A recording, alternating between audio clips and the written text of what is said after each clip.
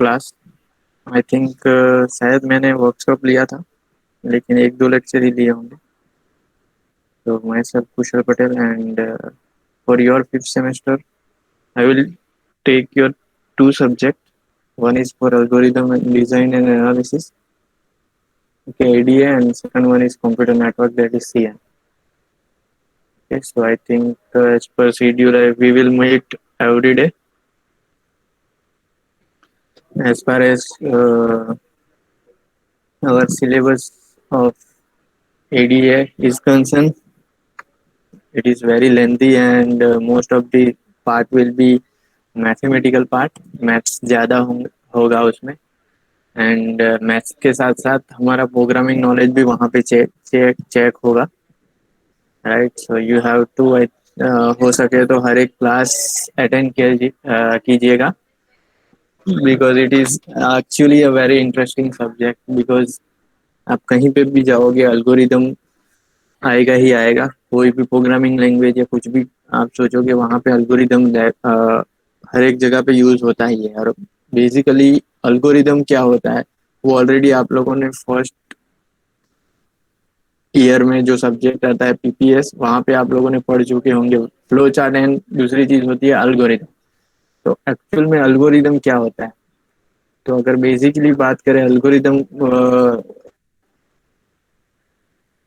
Algorithm वो चीज होती है जहाँ पे हम लोग सेट ऑफ रूल्स लिखते हैं, या तो स्टेप्स लिखते हैं। कोई भी प्रॉब्लम आपको दिया जाए, तो उसको आप कैसे सॉल्व करोगे। फॉर एग्जांपल, आपको कोई दो नंबर का एडिशन करना है, तो उसका एल्गोरिदम आप कैसे लिखोगे। तो पहले तो आप मेंशन करोगे कि आपको कितना इनपुट चाहिए। दूसरी चीज आप मेंशन करोगे कि इनपुट चाहिए और कौन सा ऑपरेशन करना है। तो ऑपरेशन करना है तो आपको ऑलरेडी पता होगा कि एडिशन करना है, तो हमारा ऑपरेटर जो यूज होने वाला है that is plus. Okay, second things, अगर प्रोग्रामेटिकली बात करें, प्रोग्रामिंग लैंग्वेज की बात करें, सी लैंग्वेज की बात करें, तो आपको पहले तो वो जो वेरिएबल हम लोग लेने वाले हैं वो कौन सी डेटा टाइप का होगा वो डिसाइड करेंगे। उसके बाद एक इक्वेशन लिखेंगे, एक्सप्रेशन लिखेंगे। तो जो भी हमारा एडिशन होगा वो इधर हम लोग ऐसा करेंगे कि कोई नया वेरिएबल लेके असाइन करेंगे। तो आउटपुट के लिए कितने वेरिएबल चाहिए वो हम लोग डिसाइड करेंगे, राइट। और उसके बाद हम लोग एक्सप्रेशन लिखेंगे। फॉर एग्जांपल, हमारा जो इनपुट होने वाला है वो वेरिएबल है a and b, and second जो हमारा जो रिजल्ट स्टोर होने वाला है, फॉर एग्जांपल उसके लिए हम लोग वेरिएबल ले रहे हैं, third variable that is C. तो हम लोग ऐसा लिखेंगे कि C is equal to A plus B. तो हमारा ये एक एक्सप्रेशन हो गया हमारा, C equal to A plus B. और उसको हम लोग इवेल्यूट करेंगे, बाद में ए और बी की वैल्यू हम लोग इनपुट करेंगे। अब हो सकता है कि वो इनपुट हम लोग स्टैटिक वैल्यू ले ले या तो डायनेमिक वैल्यू ले लें। अब आई थिंक आपको ये तो क्लियर होगा कि what is static and dynamic, या तो दूसरी भाषा में बात करें कि compile time value assign of to the variable and the run time value assign to the variable. वो क्या होता है, कोई बता सकता है? What is static allocation of the variable and what is the dynamic allocation. या तो कंपाइल टाइम एलोकेशन क्या होता है एंड रन टाइम एलोकेशन क्या होता है, कोई बता सकता है? Because I need interaction for this subject. हर एक का इंटरेक्शन जरूरी है, तभी हम लोग आगे कर सकते हैं। तो what is static and what is dynamic value allocation, right. Flow chart में आप लोगों ने देखा होगा कि इनपुट आउटपुट के लिए हम लोग अलग सिंबल यूज करते हैं, एंड सिंपल स्टेटमेंट या तो प्रोसेस के लिए हम लोग अलग से सिंबल यूज करते हैं, राइट।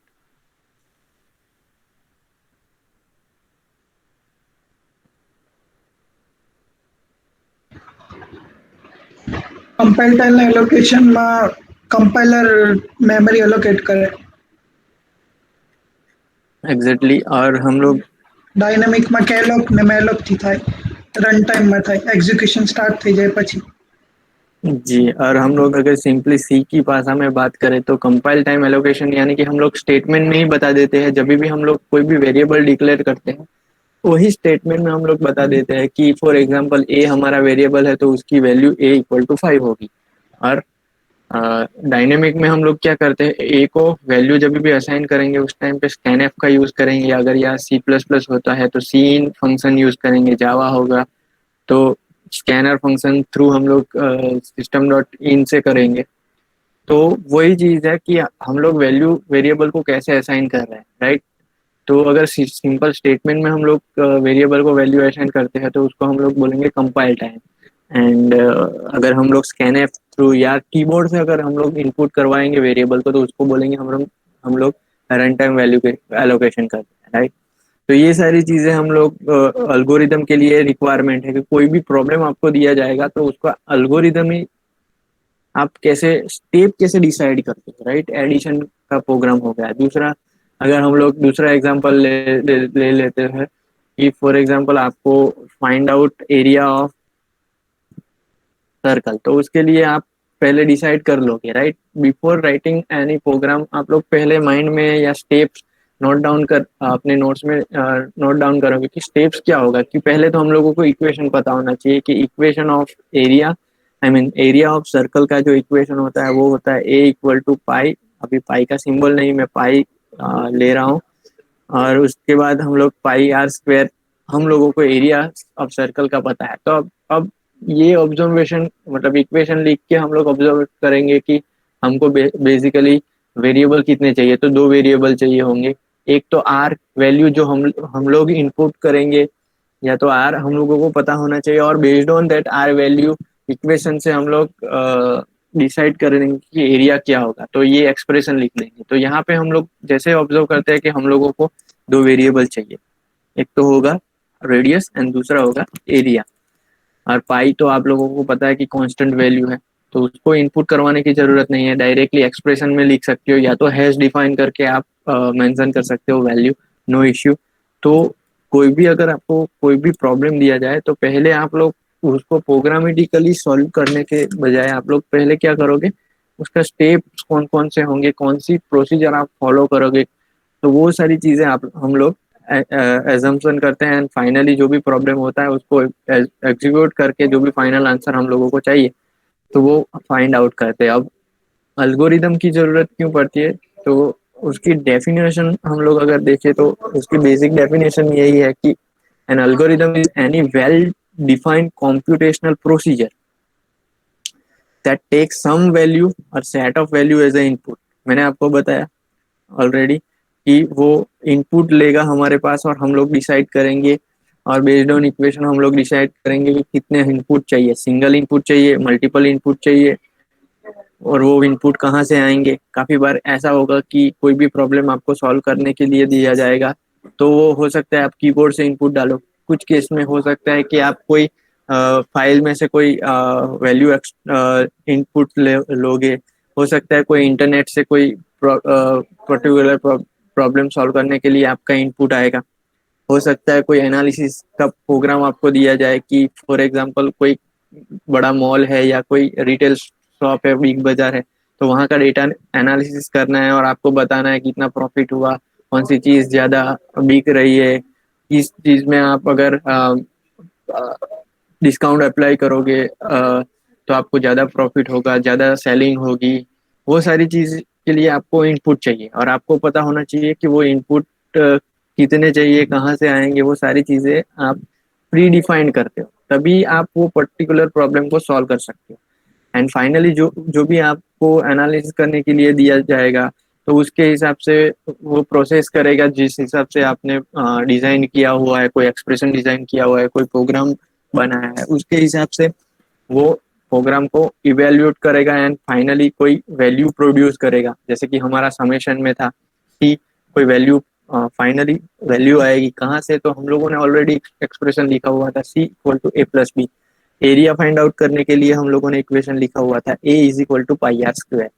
तो वो फाइनली एक आउटपुट जनरेट होगा, या तो सेट ऑफ वैल्यूज भी हो सकती है, जैसे मैंने आपको बताया प्रॉफिट कैलकुलेट कर रहे हो, आ, कोई भी एनालिसिस कर रहे हो, राइट। बहुत सारी चीज़ों अब आप कोई भी प्रॉब्लम आउटसाइड मतलब रियल वर्ल्ड में देखोगे तो वो कोई ना कोई अल्गोरिदम वहाँ पे यूज होता ही होगा, और आपको उसके हिसाब से मतलब आप रियल टाइम में वो मतलब रियल लाइफ में आप उसको महसूस कर रहे होंगे, या तो आपको पता होगा कि ऐसा ऐसा एल्गोरिदम काम करता है, राइट। आप चाहे सोशल मीडिया यूज करते हो, कहीं से जा रहे हो, राइट, तो वहां पे भी कुछ ना कुछ algorithm, in form of algorithm वहां पे यूज हो रहा होगा, कोई प्रोसीजर वहां पे यूज हो रही है। हम डेली लाइफ में या कहीं पे जा रहे हो, गूगल मैप का यूज कर रहे हैं।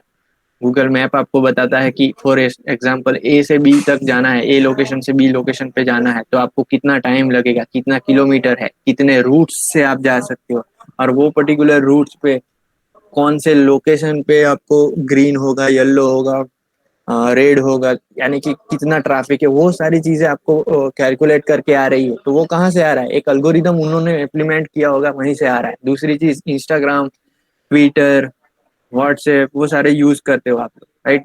और अगर उसमें हम लोग बात करें तो कोई फॉर एग्जांपल इंस्टाग्राम की मैं बात करूँ, अल्गोरिदम वहां पे भी यूज होता है। कोई रील्स का आप यूज करते होंगे, राइट। तो रील्स में फॉर एग्जांपल आपका कोई फॉलोवर होगा, तो वो फॉलोवर आपके फॉर एग्जांपल 100 फॉलोवर है, फिर भी आपका रील्स वायरल होता है। हम लोग बोलते हैं कि वायरल रील्स बोलते हैं।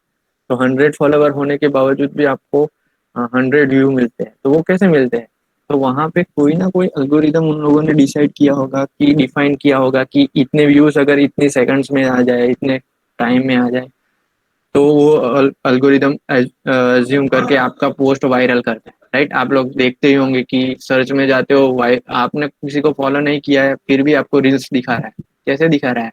तो आपकी सर्चिंग पैटर्न्स के हिसाब से, या तो आपका फॉलोवर्स के हिसाब से। तो वो सारी चीजें हमारी रियल लाइफ में भी हो रही है। मैप का एग्जांपल दिया, जैसे कि आप सर्च करते हो, राइट।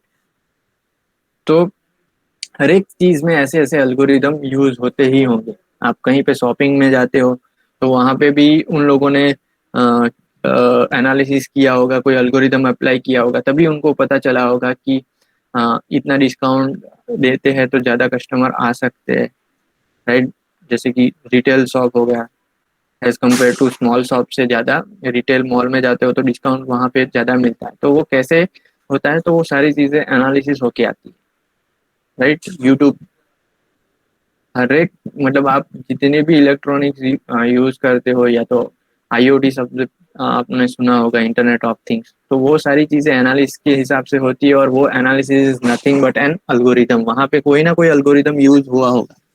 अब इन फ्यूचर में आप प्रोग्रामिंग में साइड में जाओगे, डिजाइन साइड में जाओगे, डेटा एनालिसिस साइड में जाओगे, आपके पास बहुत सारे ऐसे एरिया अभी खुलने वाले हैं, राइट। कि जैसे ही आप पास आउट होंगे, आपके पास चॉइस ही चॉइस होगी कि आप कौन सी फील्ड में जाओगे। ऐसा नहीं है कि आप आईटी सॉफ्टवेयर फील्ड में ही जा सकते हो, मार्केटिंग में भी जा सकते हो, एमबीए भी कर सकते हो, राइट। तो वहां पे भी कुछ ना कुछ ऐसा एल्गोरिदम आप सर्च आउट करोगे, और उसके बेस पर आप एल्गोरिदम के डिफाइन करोगे, अपना खुद का एल्गोरिदम डिफाइन करोगे। इवन आप अगर कोई साइंटिस्ट बनता है, तो वहां पे भी आप कुछ ना कुछ नया फाइंड आउट करते हो। इन शॉर्ट, सॉरी, एग्जाम्पल के लिए कोई इमेज प्रोसेसिंग में जा रहा है, तो इमेज प्रोसेसिंग के लिए आप खुद का कोई एल्गोरिदम बना रहे हो, राइट। आप में से आई थिंक ऑलमोस्ट सभी को फोटोग्राफी का शौक शौक होगा। तो वहां पे भी आप कुछ ना कुछ एडिट करते हो, कोई बैकग्राउंड अच्छा सा लगाते हो, बैकग्राउंड को रिमूव करते हो। तो वहां पे भी आपका कोई ना कोई अल्गोरिदम यूज हुआ होगा, राइट। तो सारी चीजें जो है वो अल्गोरिदम के हिसाब से होती है, right. An algorithm is a sequence of computational step. यहाँ पे एक वर्ड यूज हुआ है, कंप्यूटेशनल, राइट। कंप्यूटेशनल का मीनिंग कोई भी हो सकता है, कोई भी प्रोसेसिंग हो सकती है। ऐसा नहीं है कि मैथमेटिकल कंप्यूटेशन ही हो, कोई भी कंप्यूटेशनल हो सकता है, कोई भी कंप्यूटेशनल स्टेप्स हो सकता है that transport the input into the output. आप कुछ भी इनपुट देंगे, उसका हिसाब से वो आउटपुट कैलकुलेट करेगा, राइट। ऑलरेडी एग्जांपल ले लिया है, addition of numbers, area of circle, right. Real time का भी मैंने एग्जांपल दिया, गूगल मैप कैसे काम करता है, इंस्टाग्राम है, कोई भी सोशल मीडिया में आप लोगों ने एक सर्च वर्ड सुना होगा, ऐसी search of engine optimization. Google में भी आप कोई वर्ड लिखते हो, तो कोई भी चीज़ के लिए फॉर एग्जांपल कोई आपको शर्ट लेना है, तो आप वहाँ पे सर्च करोगे, तो काफ़ी सारी चीज़ें वहाँ पे आ सकती है, फ्लिपकार्ट आ सकता है, अमेजोन आ सकता है, तो वहाँ पे भी एल्गोरिदम यूज़ हुआ है। तो वहाँ पे अभी एक वर्ड बहुत पॉपुलर हो रहा है, SEO, that is search engine optimization. तो वहाँ पे lots of algorithms are using string matching and real time, बहुत सारे एल्गोरिदम यहाँ पे यूज होते हैं। खैर अभी तो हमारा एल्गोरिदम के साथ इंट्रोडक्शन हो रहा है, तो इन डिटेल में नहीं जाते हैं। So an algorithm is a tool for solving well-specified computational problem. The statement of the problem specifies the general term and desired input-output relationship. आपको इनपुट में कौन सी चीज़ चाहिए, आउटपुट में कौन सा स्पेसिफिक आंसर चाहिए, वो सारी चीज़ यहाँ से डिसाइड होती है एल्गोरिथम में। Okay, so before going into, आपको एक प्रॉब्लम मिल गया है जिसका आपको सॉल्यूशन देना है, लेकिन वो आप कैसे सॉल्व करोगे वो आप डिफाइन करोगे, वो स्टेप्स आप डिफाइन करोगे। आपका कौन सा इनपुट होगा, कौन सा आउटपुट होगा, कौन सी डेटा टाइप होगी, कितनी स्पेस चाहिए होगी, कितने टाइम में वो प्रॉब्लम सॉल्व होना चाहिए, वो सारी चीज़ें हम लोग अगर कंसिडर करें तो उसको हम लोग एल्गोरिदम बोलेंगे। जो भी हम लोग डिज़ाइन करेंगे उसको हम लोग एल्गोरिदम बोलेंगे, right. Not only computer science branch, even mechanicals, electrical, सभी लोग एक एल्गोरिदम के साथ काम करते हैं, राइट। सिविल की बात करें, कोई भी कंस्ट्रक्शन करना है तो वो पहले डिज़ाइन बनाएंगे और वहाँ पे वो डिसाइड करेंगे कि फॉर एग्जांपल कंस्ट्रक्शन करना है तो कौन कौन सी चीज़ें चाहिए, कितनी चीज़ें चाहिए, अप्रोक्सीमेटली उसका कॉस्ट क्या होगा। तो हर एक फील्ड में ये एल्गोरिदम तो आएगा ही, in form of either design, in form of either implementation, right.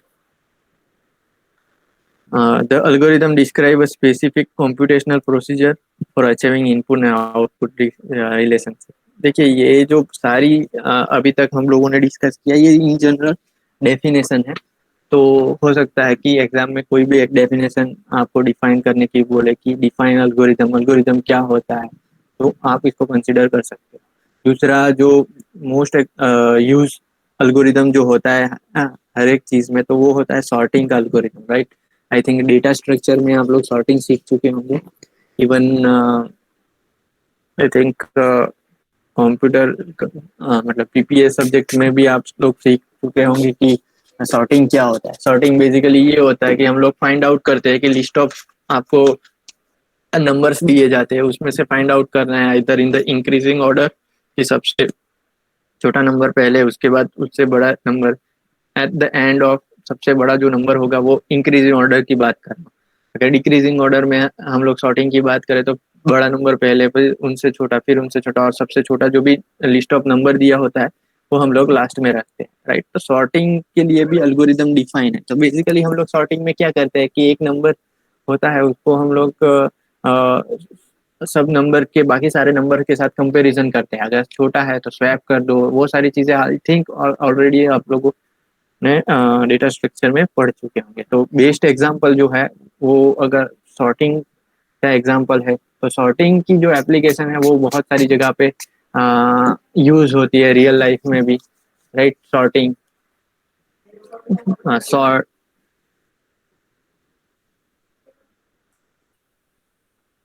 We might need to sort a sequence of number into increasing order. तो उसका अगर हम लोग एल्गोरिदम की बात करें तो वो एल्गोरिदम कैसा हो सकता है कि प्रॉब्लम सॉल्व करना है। हमारे पास प्रॉब्लम कौन सा है कि जो भी सीक्वेंस ऑफ नंबर दिया है उसको हम लोगों को सॉर्ट करना है इन द इंक्रीजिंग ऑर्डर। तो sequence of number n number will be input and output जो होगा वो क्या होगा, reordering of this number.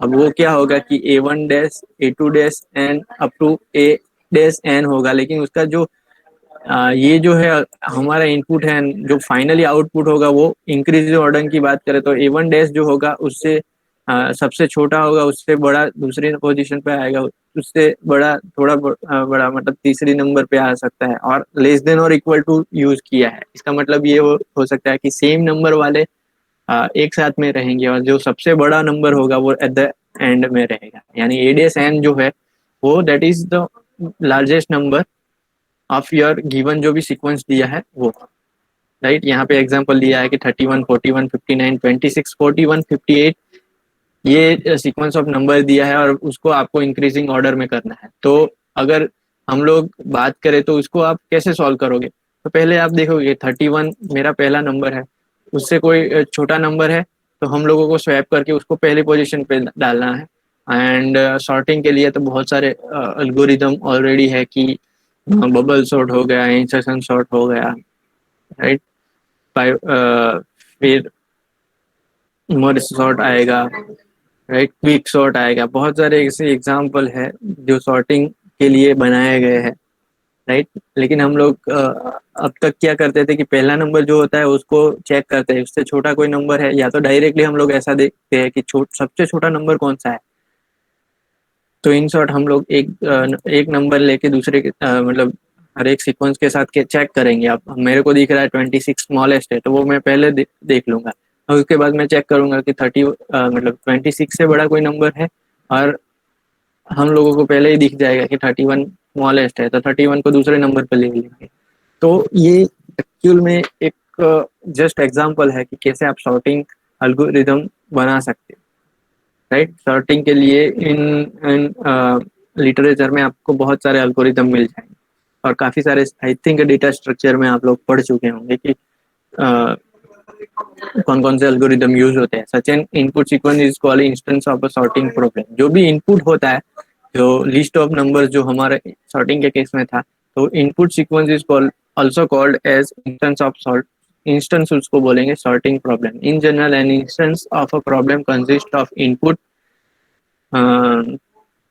needed to compute a solution to the problem। तो जो इंस्टेंस ऑफ सॉर्टिंग प्रॉब्लम हुआ वो इनपुट होता है। अब इनपुट जो भी इनपुट देते हैं वो वैलिड है कि नहीं है, वो आप लोगों ने कंस्ट्रेंट पहले आप लोग देते हैं, और उसके हिसाब से वो चेक करेगा कि आपका जो भी इनपुट है वो वैलिड इनपुट है कि नहीं। इनपुट भी वैलिड करते हैं, राइट। कि फॉर एग्जांपल आप लोगों ने कोई वेरिएबल इंटीजर डिफाइन किया हुआ है और आप अ, उसमें असाइन कर रहे हो float value, then we can call that it is not a input value, because जो हम लोगों की इनपुट में रिक्वायरमेंट थी वो इंटीजर थी, लेकिन हम लोग उसको असाइन कर रहे हैं फ्लोट या अदर डेटा टाइप, तो वो actually not satisfying the constraint. Okay, an algorithm is said to be correct for every instance it held with the correct output। अब algorithm कोई भी आपको दिया जाए वो करेक्ट है कि नहीं है, वो इसे इससे आपको पता चलेगा कि करेक्ट आपको आउटपुट मिलता है कि नहीं मिलता है उसके हिसाब से, राइट। कोई भी आप एल्गोरिदम डिफाइन करोगे और उसमें इनपुट डालोगे और फाइनली जो भी कैलकुलेट करके आता है वो आपका आंसर कैलकुलेट होके आता है, वो करेक्ट है कि नहीं है, वो डिजायर जो भी आउटपुट है उससे हम लोग डिसाइड करेंगे कि वेदर इट इज करेक्ट और not, right. We can say that a correct algorithm solve the given computational problem. An incorrect algorithm might not halt at all the some input instant, or it might halt with the incorrect answer। अगर आपका algorithm ही correct नहीं है तो आप अगर आपका output correct नहीं है, then we can say that it is not a correct algorithm, right. आप डिवीजन कर रहे हो और आपने अल्गोरिदम लिखा हुआ है और आप डिनोमिनेटर में 0 से डिवाइड कर दोगे तो आपका आउटपुट आएगा ही नहीं। फोर लूप आप डिफाइन कर रहे हो कोई भी प्रोग्राम के लिए और वो फोर लूप इनफाइनाइट लूप में जा रहा है, राइट। आप फोर लूप से बाहर ही नहीं आ रहे, and it is called as incorrect algorithm, क्योंकि आपने जो आप लोगों ने जो भी डिजाइन किया है वो करेक्ट नहीं किया हुआ है, right. So that is incorrect, we can say that incorrect algorithm. अब आप एरिया का इक्वेशन आपको दिया हुआ है एंड आप इंस्टेड ऑफ मल्टीप्लीकेशन एडिशन डाल रहे हो, तो उसको हम लोग बोल सकते हैं कि that is incorrect algorithm, right. जैसे मैंने आपको डिवीजन का भी बताया कि कोई दो नंबर का डिवीजन डाल रहे हो और डिवीजन के लिए आप लोगों ने कंडीशन ही नहीं रखा है कि डिनोमिनेटर जो आएगा वो जीरो कभी भी नहीं होना चाहिए, बिकॉज डिनोमिनेटर अगर जीरो आता है तो आप आंसर इनफाइनाइट आएगा, या तो कैलकुलेटर में करोगे आंसर उसका मैथ एरर आता है, राइट। फिर भी वो अगर कैलकुलेट करके जीरो दे रहा है, that means your algorithm is incorrect, right. So incorrect algorithm अगर आप बनाते हो तो आपका जो भी डिजायर आउटपुट है वो नहीं आएगा, या तो कुछ केस में अगर आपको पॉजिटिव आउटपुट आना चाहिए कोई वेरिएबल का, लेकिन आपका आंसर माइनस में आ रहा है, तो हम लोग उसको बोल सकते हैं incorrect algorithm, due to incorrect algorithm, right. अब ड्यू टू इनकरेक्ट एल्गोरिदम में पॉसिबिलिटी ये है कि आपका इनपुट गलत हो सकता है, या तो आपका ऑपरेटर है वो गलत हो सकता है, कुछ भी हो सकता है। लेकिन हम लोग इनकरेक्ट एल्गोरिदम उसको ही बोलेंगे जिसका आपको डिजायर आउटपुट चाहिए वो नहीं मिलता है, या तो इनकरेक्ट आंसर मिलता है, राइट। अब एल्गोरिदम आपका जो भी है वो इंग्लिश, मैंने आपको बताया कि हर एक पर्सन एल्गोरिदम का यूज कर सकता है, चाहे वो कंप्यूटर प्रोग्राम के लिए हो, कोई इंग्लिश का कुछ भी कोई डिफाइन कर रहा हो, हार्डवेयर डिजाइन आप कर रहे हो, कोई कंस्ट्रक्शन की डिजाइन कर रहे हो, राइट। काफी बार आप लोगों ने देखा होगा कि कोई भी कॉन्ट्रैक्टर या कोई भी सिविल इंजीनियर होता है, कोई डिजाइन करता है, बाद में अगर उनको पता चलता है कि ऐसे होने से ये पर्टिकुलर ब्रिज टूट गया, तो उसमें हम लोग बोल सकते हैं कि ये डिजाइन ही गलत थी। तो हमारे केस में भी वैसा ही है, कोई भी प्रोग्राम का आप सॉल्यूशन दे रहे हो, अगर आपका एल्गोरिदम करेक्ट नहीं होगा तो लेटर ऑन आपको पता चलेगा कि आपका जो भी आउटपुट डिजायर आना चाहिए वो नहीं आ रहा है। तो what kind of problem are solved by algorithm? Internet enable people all around the world to quickly access and retrieve large amount of information with the aid of clever algorithm. A clever algorithm site on the internet are able to manage and manipulate this large volume of data.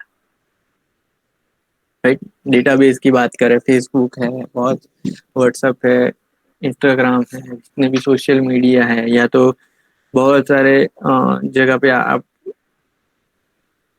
Log in करते हो, या तो कोई भी activity करते हो, तो वहां पे आपका हर एक जगह पे आपका डेटा स्टोर होके आ रहा है।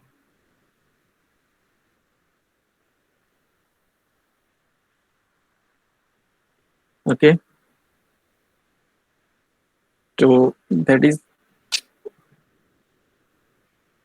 वहां पे आपका डेटा यूज हो रहा है, तो वो जो भी आप लोगों को इंफॉर्मेशन देते हो उसके हिसाब से ही वो कैलकुलेट करके आएगा, राइट। मैंने आपको बताया एसईओ, गूगल सर्च करते हो तो वहाँ पे सर्च इंजन ऑप्टिमाइजेशन का एल्गोरिदम लगा हुआ है कि कैसे आप अ, कोई भी वेबसाइट, आपकी वेबसाइट को अगर पहले नंबर पे लाना है, कि कोई भी for example best restaurant in Navsari search करते हो, या तो best restaurant in Surat search करते हो, कौन सा पहला होटल, मतलब आप कोई होटल के मालिक हो तो आपका होटल पहला आना चाहिए।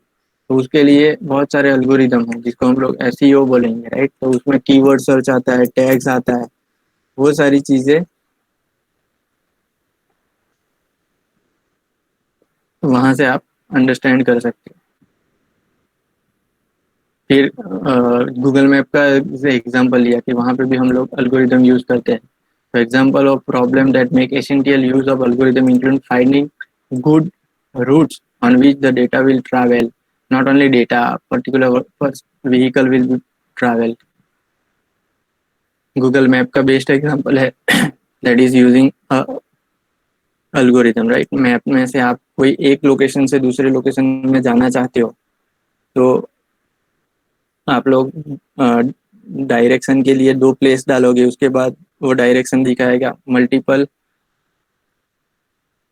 लोकेशन से आप जा सकते हो। वहाँ पे आप लोग देख सकते हो कि कौन सी जगह पे रेड लोकेशन है, दैट मीन्स हैवी ट्रैफिक है। येलो लोकेशन मतलब येलो पोर्शन है जो बता रहा है कि आप जो भी जा रहे हो पर्टिकुलर रोड से, वहाँ पे लो ट्रैफिक है। वो सारी चीज़ें अल्गोरिदम पे वर्क करती है।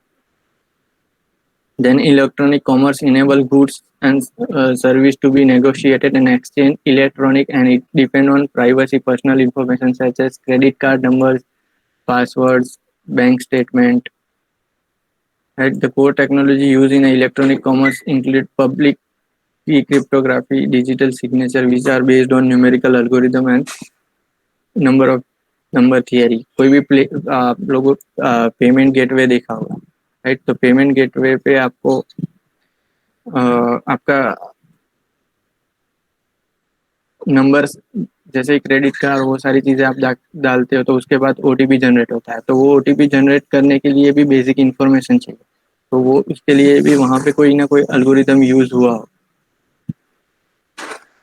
Manufacturing and another commercial enterprise are often need to allocate scarce resource in most beneficial way,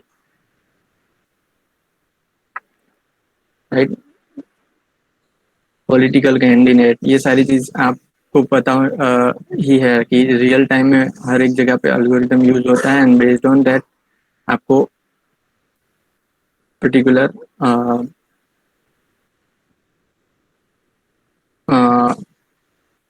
आप लोग बोल सकते हैं कि कितना प्रॉफिट हो, या अगर पॉलिटिकल बात करें तो कैसे हम लोग विन कर सकते हैं, कि कौन से लोकेशन पे कौन से मतलब आप लोगों ने इलेक्शन के बारे में अगर बेसिक नॉलेज हो तो पता होगा कि पर्टिकुलर वो सारी चीज़ें कैंपेन थ्रू करते हैं, तो कौन सी जगह पे ज़्यादा जाना चाहिए, वो सारी चीज़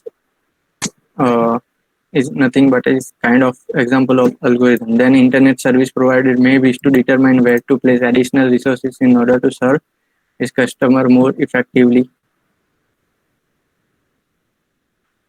ओके तो ये सारी चीज़ें that are the basic application of algorithm. लेकिन आप अल्गोरिथम डिफाइन करते हैं तो मेन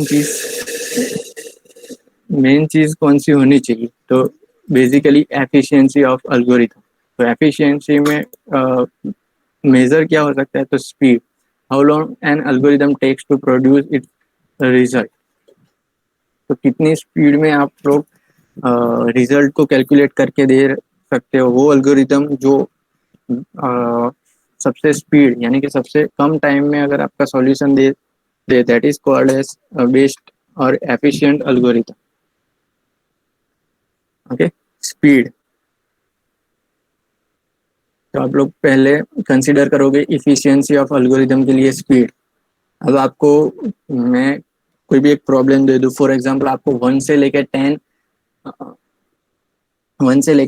को कैलकुलेट करना है, आपका एडिशन आपको कैलकुलेट करना है 1 से लेके 10 का, तो आप डिफरेंट वे में वो राइट आउट कर सकते हैं कि फॉर लूप ले सकते हो या तो 10 इंडिविजुअल वेरिएबल ले सकते हो, राइट।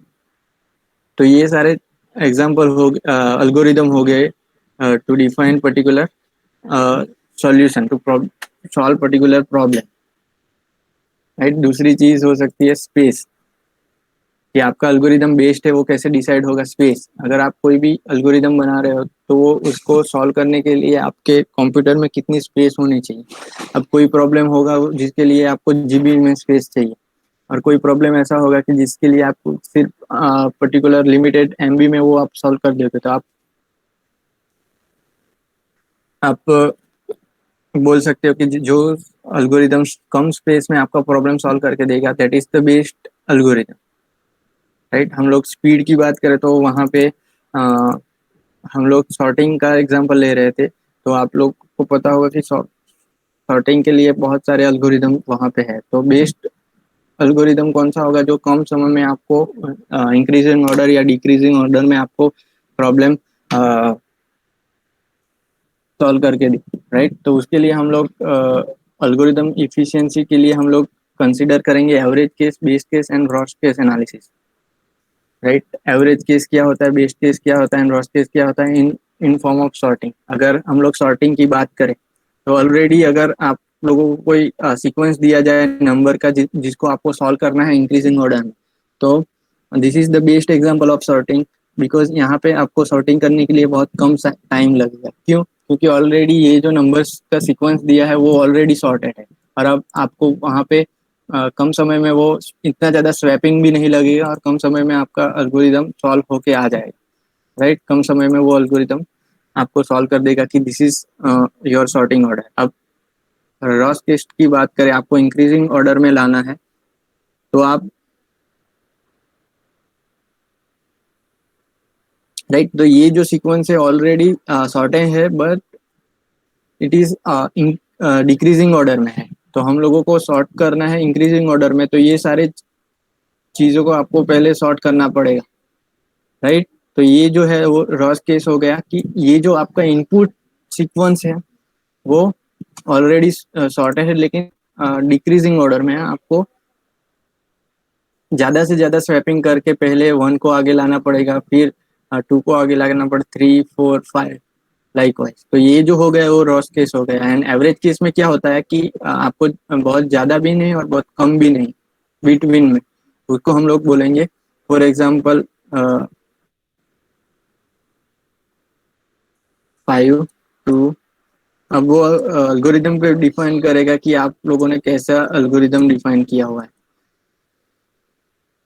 तो यहाँ पे सिर्फ आपको एक बार स्वैप करना पड़ेगा कि 1 और 5 को एक दूसरे की पोजीशन चेंज कर दो, तो वो एक स्वैप में ही ये सॉर्टिंग कर देगा और 1 यहाँ पे चला जाएगा एंड 5 ऑलरेडी यहाँ पे आ गया, तो ये मेरा ऑलरेडी सॉर्ट आ गया। तो ये जो केस था थर्ड, तो ये this is the average case. यहाँ पे आपको ज़्यादा स्वैपिंग करने की ज़रूरत नहीं है, तो इसको average based and gross case analysis बोलते हैं। तो नेक्स्ट अभी जस्ट इंट्रोडक्शन था कि व्हाट इज अल्गोरिदम क्या होता है और उसका एनालिसिस करने के लिए कौन कौन सी चीज़ें हम लोगों को चाहिए, राइट। तो जो एक्चुअल आपका सिलेबस है वो नेक्स्ट लेक्चर से हम लोग स्टार्ट करेंगे। तो आज के लिए अभी इतना ही, राइट। क्योंकि ये एक्चुअली सब्जेक्ट समझना थोड़ा डिफिकल्ट होगा, मैथमेटिकल है एज वेल एज आपको प्रोग्रामिंग का भी अच्छा नॉलेज होना चाहिए।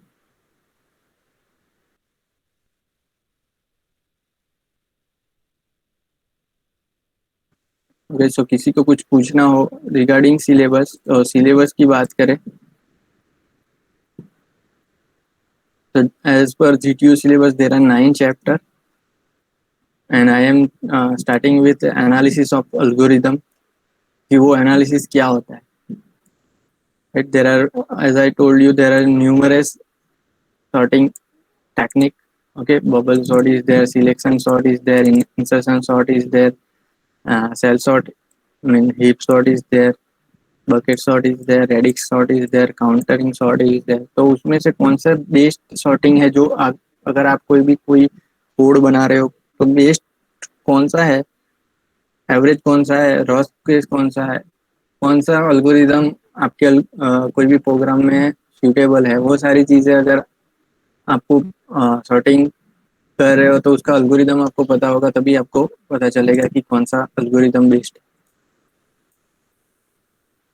ओके, तो ये एक्चुअल में ये बहुत लेंदी सिलेबस है and maximum mathematical and programming दोनों चीज़ें आएगी। ओके, तो नेक्स्ट लेक्चर से हम लोग इन डिटेल स्टार्ट करेंगे हमारा एसिम्प्टोटिक नोटेशन क्या होता है, एमोर्टाइज एनालिसिस क्या होता है, वो सारी चीज़ें।